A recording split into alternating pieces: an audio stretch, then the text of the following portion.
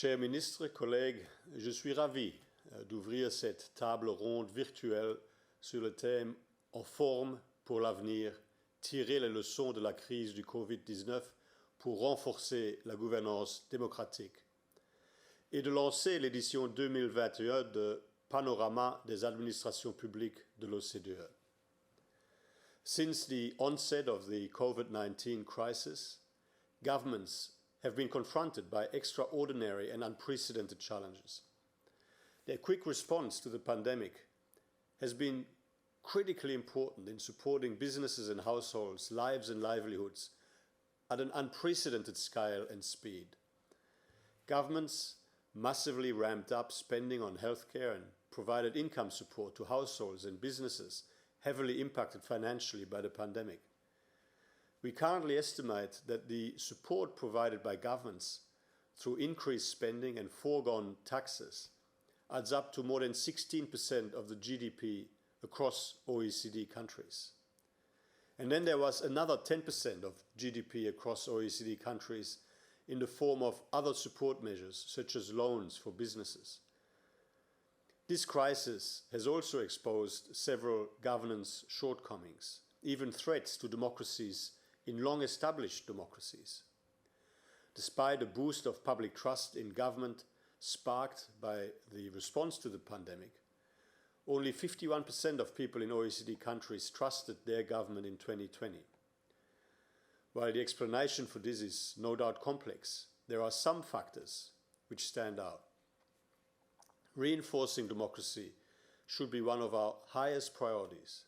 So let me outline 3 elements which we believe are critically important as part of this agenda.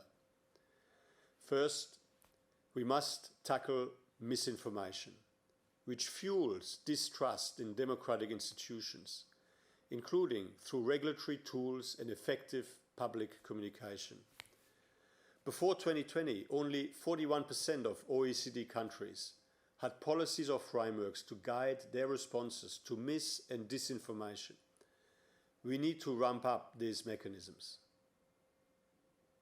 Second, governments must seek to enhance equality of opportunity, social mobility, and diversity. All people should have the same opportunity to participate and benefit from the post-pandemic recovery and the digital transformation of our economies, for example. It is critically important that we work towards the representation of all citizens in public life and better workforce and policy participation, including and in particular for young people, women, and disadvantaged groups. Thirdly, we must strengthen our capacity to effectively tackle the global challenges of our time, whether it is ambitiously and effectively responding to climate change or seizing the opportunities and better managing the risks associated with the digital transformation of our economies. In 2018, only 17 of 38 OECD countries had a specific government institution tasked with identifying novel, unforeseen, or complex crises. At the global level, the pandemic has exposed the weaknesses of international cooperation at a time of crisis, despite successes in some settings. The OECD is working hard to help countries build on these 3 challenges simultaneously. For instance, today we are also launching the 7th edition of the OECD Government at a Glance report. This report presents the most up-to-date, internationally comparable data on public sector's performance in OECD countries. It reveals how governments responded to the enormous challenge of the COVID-19 crisis, and it sets a common baseline on how the pandemic has redefined the relationship between governments and people. This study also provides key recommendations to build public sector capacities and resilience to future crises, while supporting countries' efforts to strengthen democratic governance. Ministers, colleagues, the COVID-19 crisis has exposed our weaknesses in various fields of public policy, but it has also provided us with a unique opportunity to strive for a better, more sustainable and more inclusive recovery.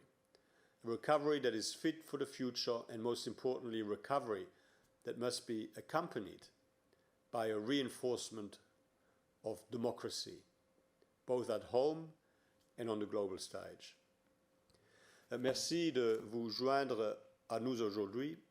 Je vous souhaite une excellente discussion et j'espère que l'année prochaine, nous pourrons nous rencontrer en personne. Merci beaucoup. Thank you very much.